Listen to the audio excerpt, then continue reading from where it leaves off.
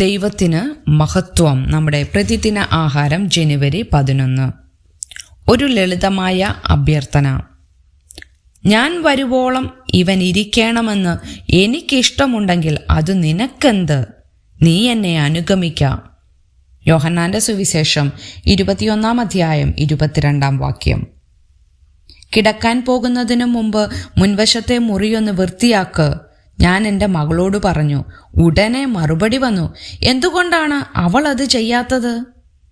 ഞങ്ങളുടെ പെൺകുട്ടികൾ ചെറുപ്പമായിരുന്നപ്പോൾ ഞങ്ങളുടെ വീട്ടിൽ ഇത്തരം നേരിയ എതിർപ്പുകൾ പതിവായിരുന്നു. എൻ്റെ പ്രതികരണം എപ്പോഴും ഒന്നു തന്നെയായിരുന്നു, അവരുടെ കാര്യം പറയേണ്ട, ഞാൻ നിന്നോടാണ് പറഞ്ഞത്.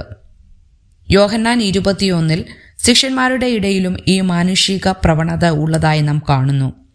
3 പ്രാവശ്യം യേശുവിനെ തള്ളിപ്പറഞ്ഞതിനു ശേഷം യേശു പത്രോസിനെ യഥാസ്ഥാനപ്പെടുത്തി. എന്നിട്ട് യേശു പത്രോസിനോട് പറയുന്നു, എന്നെ അനുഗമിക്കുക.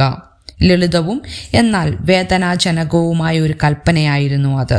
പത്രോസ് മരണം വരെ തന്നെ അനുഗമിക്കുമെന്ന് യേശു വിശദീകരിച്ചു. യേശു പറഞ്ഞ കാര്യം ശരിയായിട്ട് മനസ്സിലാക്കുന്നതിന് മുമ്പ് തന്നെ പത്രോസ് ചോദിച്ചു, ഇവന് എന്തു ഭവിക്കും? യേശു മറുപടി പറഞ്ഞു, ഞാൻ വരുവോളം ഇവൻ ഇരിക്കണമെന്ന് എനിക്കിഷ്ടമുണ്ടെങ്കിൽ അത് നിനക്കെന്ത്? നീ എന്നെ അനുഗമിക്കാം. നാം പലപ്പോഴും പത്രോസിനെ പോലെ പെരുമാറുന്നവരല്ലേ? മറ്റുള്ളവരുടെ ആത്മീക ജീവിതത്തെക്കുറിച്ചാണ് നാം ഉത്കണ്ഠപ്പെടുന്നത്, അല്ലാതെ ദൈവം നമ്മിലൂടെ ചെയ്യുന്ന കാര്യങ്ങളെക്കുറിച്ചല്ല.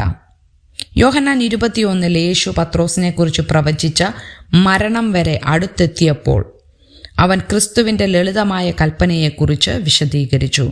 പണ്ടു നിങ്ങളുടെ അജ്ഞാന കാലത്തുണ്ടായിരുന്ന മോഹങ്ങളെ മാതൃകയാക്കാതെ നിങ്ങളെ വിളിച്ച വിശുദ്ധനൊത്തവണ്ണം അനുസരണമുള്ള മക്കളായി എല്ലാ നടപ്പിലും വിശുദ്ധരാകുവിൻ.